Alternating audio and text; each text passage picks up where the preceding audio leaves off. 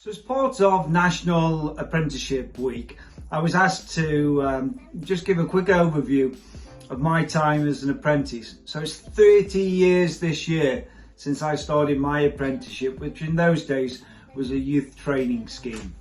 Question 1, why did you choose an apprenticeship? Well, the reality is I didn't. I just didn't choose a traditional route of education. I was asked to further my career outside of college only a few months in, and it was an opportunist meeting with a young man called George Lilly at a company called George S. Hall, who invited me in for an interview, and subsequently I was invited onto a youth training scheme. And in those days, 30 years ago, that was £27.50 a week and 64 pence an hour, and they put me back on track and sent me back to school to do a level 1 YTS scheme. Question 2, describe how your apprenticeship furthered your career. Well, clearly it gave me a great foundation. I think at 17 years of age I was in a rebellious mode, wasn't conforming to traditional routes of education, and the workplace gave me not only that stability, not only the education, but not only the structure, but also the people within the workplace aided my personal development.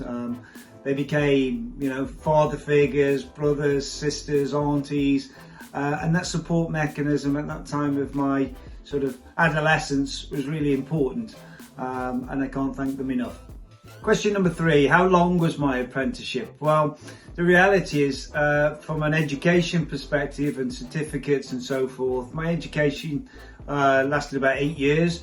I went on to complete many courses which finished off with a degree in night school. But 30 years on, I guess I'm still in an apprenticeship. My career has taken many steps forward, and I'm constantly learning and educating myself. Question number 4, what type of apprenticeships do you offer? Well, again, coming back to my journey, it's been very important that for every organisation I have the ability to influence, we have put in structured learning and development programmes that allow people to come in and educate themselves whilst in the workplace. So we have a tiering structure of apprenticeships from level 1, entry level, through to level 7, where people are doing master's degrees. They're aligned to the particular functions, whether that's in sales, whether that's in recruitment, whether that's in compliance or legal or business, whichever channel a particular individual's interested in following.